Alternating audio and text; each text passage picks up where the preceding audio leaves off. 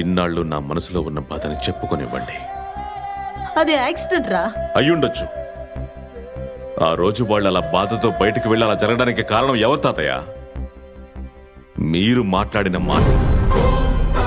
మీరు ప్రతిసారి నా పుట్టినరోజు నాడు ఫోన్ చేస్తే నేను ఆ కాల్ని రిసీవ్ చేసుకోను. అది ఎందుకు తెలుసా? ఆ రోజు మా అమ్మ నాన్నలకి తిది పెడుతూ ఉంటాను. నేను పుట్టింది మా అమ్మ నాన్న చనిపోయింది ఒకే రోజు తాతయ్య. మీకు మా నాన్న మీద ఎంత కోపం ఉన్నా కూడా ఆయన ఫోటోని బయట పారేయకుండా వార్డ్రోబ్ లో పెట్టుకున్నారుగా. ఇక మా అమ్మని మీరు ఎప్పటికీ యాక్సెప్ట్ చేయరు కూడా.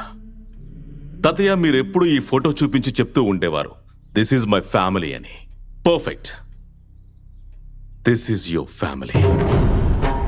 ఇక్కడ నేను గాని మా నాన్న గాని మా అమ్మ గాని ఉండడానికి అవకాశమే లేదు.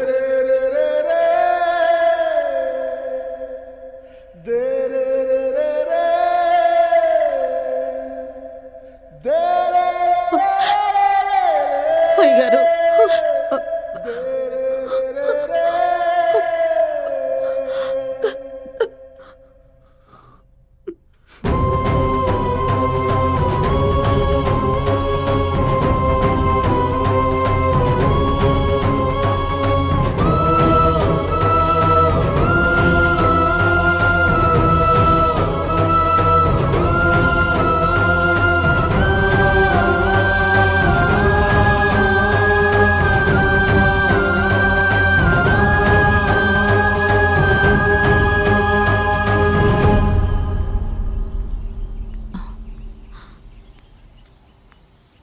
నీతో కొంచెం మాట్లాడాలి.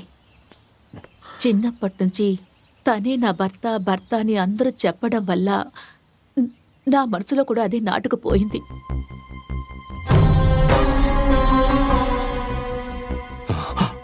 తాతయ్య దగ్గర నేను మీ నాన్న ప్రేమ విషయం గురించి చెప్పలేదు. నేను చెప్తే బలవంతంగానైనా పెళ్లి చేస్తారు, ఆ తర్వాత అంతా సర్దుకుంటుంది అనుకున్నాను.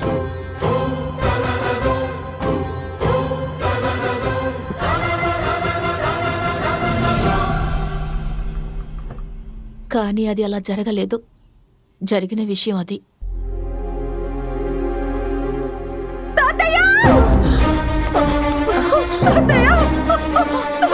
తాతయ్యకేదో అయ్యింది. మావయ్య, తాతయ్య, తాతయ్య, తాతయ్య.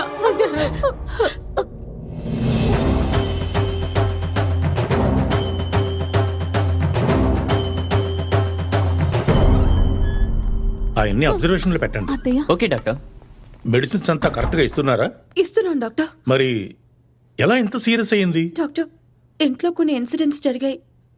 ఆ టెన్షన్లోనే. It's a massive heart attack. Operation చేసే వయసు కాదు. నేను ఆయనకి మాక్సిమం 10 to 12 days టైం ఇస్తాను, అంతే.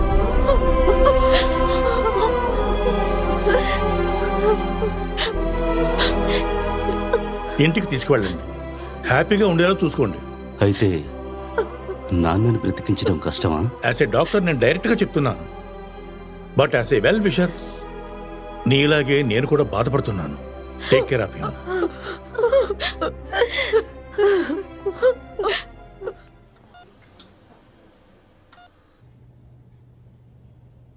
మాటి మాటికి మా అమ్మ నాన్న చనిపోవడానికి తాతయ్యే కారణం అనేవాడివిగా. అక్కడి నుంచి ఇక్కడికి వచ్చాక నువ్వు చేసిన పనేమి?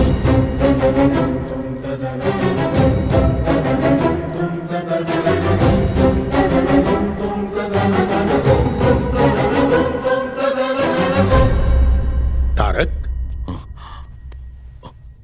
మీ తాతయ్య నీతో మాట్లాడాలంటున్నారు.